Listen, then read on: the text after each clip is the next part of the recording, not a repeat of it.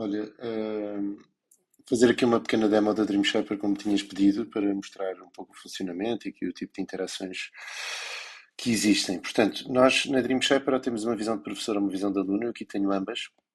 Os professores, quando entram, o que têm são as suas turmas, ou seja, as turmas dentro das quais eles têm alunos a trabalhar ou em trilhas de aprendizagem ativa ou em projetos. Portanto, enfim, como sabes, podemos ter uma trilha que corresponde a toda a disciplina que é feita de forma ativa e assíncrona, ou podemos ter uma trilha que corresponde a uma componente de projeto associada a uma disciplina, também realizável de forma assíncrona. Pronto.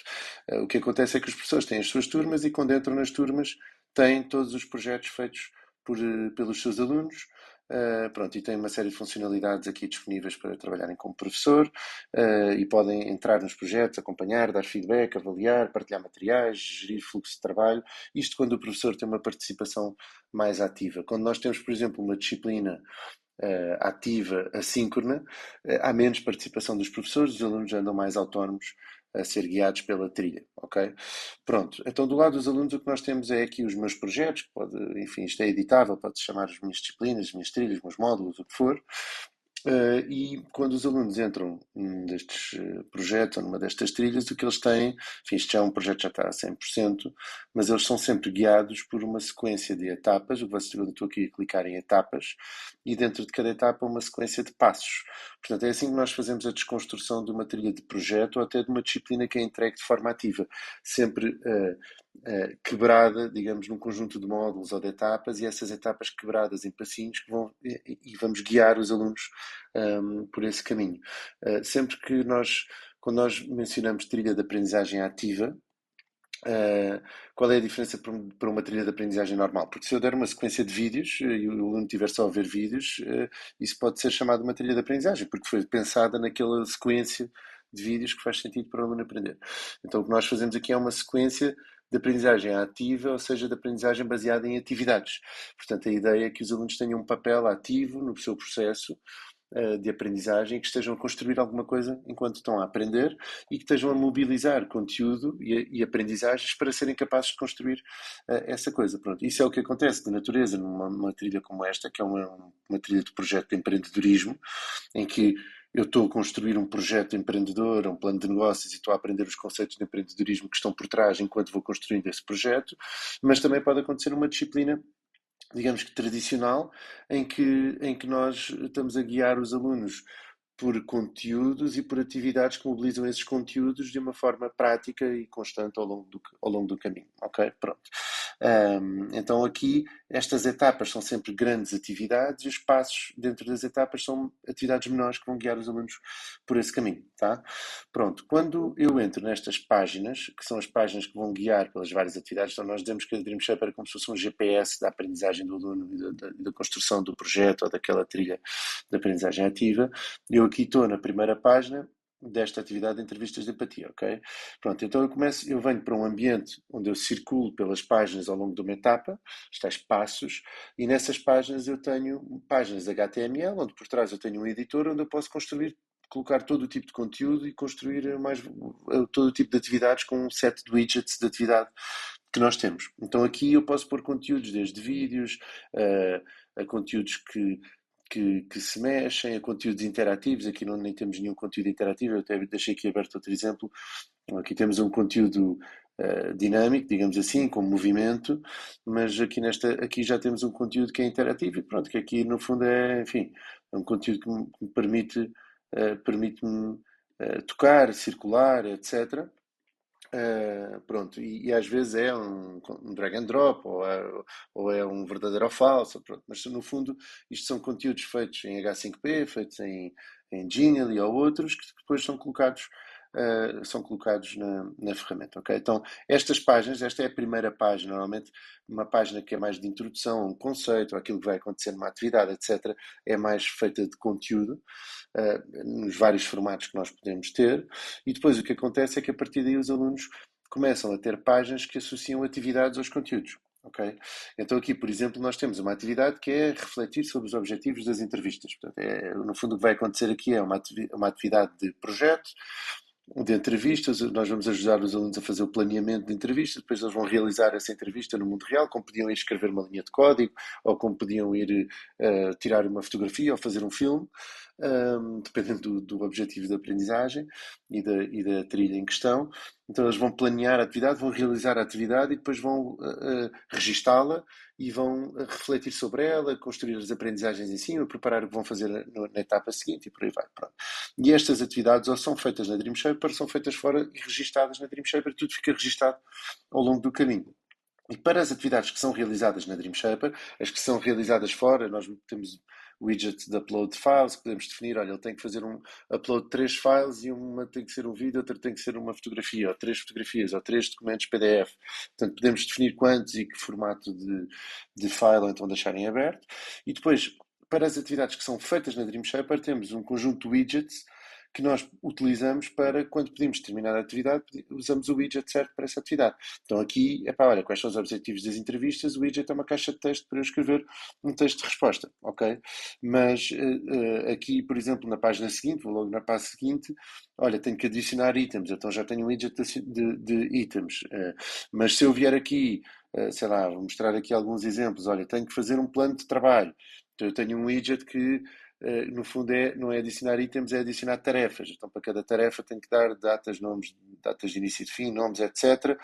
E depois uma das coisas porreiras é que, como nós temos o input dos alunos nos widgets, conseguimos pegar nessas respostas e construir coisas, construir gráficos, construir Gantt charts, construir a base para respostas seguintes, construir o output do projeto, que eu já vou mostrar o que é a apresentação que se gera automaticamente.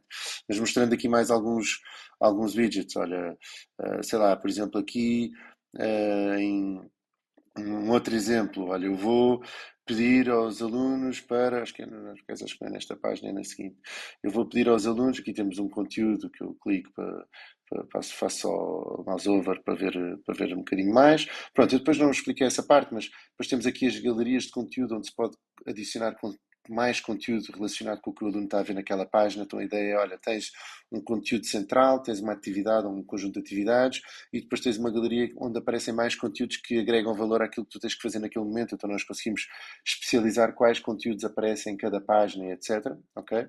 Não estava a entrar tanto nisso, que não era bem o ponto da tua pergunta. Pronto, mas por exemplo aqui dar outro exemplo, olha, tenho fazer uma segmentação de mercado e então eu vou dizer um widget de itens em que estes itens nós podemos editar o que aparece dentro destas caixas. Então o que eu te mostrei antes era um item que lá dentro descreve uma tarefa com nome, data de início e de fim, o workflow em que ela se insere, etc. Aqui é, olha, um segmento e um tamanho de segmento. Okay? Nome de segmento, tamanho de segmento. Depois eu pego e eu transformo isso em a tua segmentação de mercado, para se tu vês se faz sentido ou não, poderes voltar atrás. A seguir temos uma outra atividade que é, olha, listar concorrentes diretos e indiretos, e aparece conteúdo, portanto aqui quando nas galerias a explicar o que isso é, e eu vou só, olha, adicionar um nome e um website, pronto. E a seguir vem uma outra atividade que é, olha, então agora vamos pensar como é que este teu projeto se diferencia dos outros, dá nome a critérios. E agora a seguir vais avaliar o teu projeto e os outros projetos nesses mesmos critérios. Pronto. Estes widgets que eu estou a mostrar, pronto, depois vamos gerar automaticamente uma matriz de posicionamento deste projeto face aos outros. Agora, o que eu ia dizer é que estes widgets estão a ser usados desta forma para esta atividade. Para outras atividades, usamos outros widgets ou usamos estes widgets, mas colocados com outro objetivo e para realizar outro tipo de exercício. Deixa lá pegar aqui num outro, olha. Como é que eu acho mais giro mostrar os widgets assim aplicados na prática, mas lembrando que nós podemos usar estes widgets da mesma forma que a caixa de texto podemos usar em vários sítios e os itens, estes também podemos usar em vários sítios. Olha, como é que se constrói uma boa equipa para o projeto? Olha, primeiro que tudo vais listar quais são as competências que tu achas que precisas no dia a dia para este projeto acontecer. Então tens uma lista aqui com imensas competências ou podes adicionar a competência que tu quiseres. Pronto. Uma vez que adicionas as competências, vou adicionar aqui uma aleatória. Uma vez que adicionas competências, quando clicas seguinte, vais ter uma atividade de drag, vais ter um conteúdo que explica que há umas competências mais importantes que outras, umas são periféricas, outras são precisas mais para o lançamento, para aí fora, depois tens aqui mais conteúdo adicional e tens aqui esta atividade de drag and drop. Olha, agora vais colocar a competência certa no sítio certo. Claro, já fizeste isto, podes trocar, o que for. Clicas seguinte, olha, agora tens um outro widget para fazer um outro exercício, que é, olha, okay, agora para cada competência diz, olha, para esta competência de lançamento apoio ao cliente, qual é que é o membro do projeto? Pá, aqui temos imensos membros, imagina que eram 4 ou 5, qual é o membro do projeto que tem, e se ninguém tem, o que é que vais fazer quanto a isso? Pronto, e há conteúdo a explicar, que se é uma competência de lançamento, então é melhor subcontratar. Precisas de um website para lançar o teu negócio, é pá, subcontrata. Mas se o teu negócio é de mecânica e não tens nenhum mecânico na equipa, se calhar é melhor arranjares um cofundador. Pronto, então isto é uma forma pedagógica de explicar como é que se deve escolher os membros da equipa para um projeto empreendedor. Pronto, eu não estou aqui tanto a explicar a metodologia do empreendedorismo, mas muito mais a explicar qual é que é o tipo de atividades ou de widgets de atividade. Portanto, nós temos uma grande variabilidade de widgets de atividade. Já agora mostrar aquilo para quem nunca viu, que é os alunos vão fazendo upload de tudo o que fazem no projeto, seja feito em widgets nossos, seja uploadado com um arquivo, e nós, além de pegarmos as respostas para fazer recalls ou para gerar gráficos, etc., nós o que fazemos também é pegar nas respostas e montar uma apresentação do projeto que se gera automaticamente, que os alunos, conforme vão terminando etapas, vão recebendo estes quadrados azuis, estes cards, como um prémio, digamos assim, e estes cards são uma apresentação que está pronta para eles poderem apresentar. Vamos ver aqui, olha, aqui o resultado da segmentação ou dos fatores diferenciadores do plano de trabalho, aqui o resultado de parte financeira que eles fizeram, a da avaliação. Pronto, e isto serve para eles terem aqui um formato pronto, deixar aqui, para exportar, para entregar ou para apresentar na sala de aula. O professor depois, quando vem avaliar, se houver avaliação com o professor, também tem aqui todos os trabalhos organizados da mesma forma, e depois pode usar aqui o módulo de avaliação para avaliar. Isto aqui, os critérios de avaliação também são todos customizáveis e tal, mas pronto, isto só para dar um bocadinho mais de profundidade. Pronto, depois há aqui um conjunto de funcionalidades e um conjunto de coisas importantes, no quantidade, os tipos de trilhas que se podem criar, com diferentes cargas horárias, com diferentes profundidades, com diferentes objetivos. O projeto que temos até agora, temos dois tipos de trilhas muito diferentes. Um é uma trilha para uma disciplina ativa, onde nós vamos entregar todo o conteúdo da disciplina premiado por atividades ou atividades premiadas por conteúdo, e o aluno vai aprender o que tem que aprender com base em construir atividades e no conteúdo de apoio, que é como se fosse o e-book, mas destrinchado ao longo de um circuito com etapas e compassos.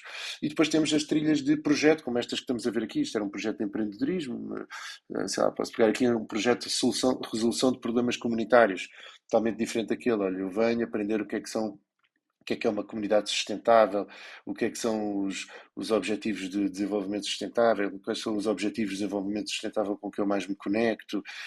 Pronto, é uma lógica diferente.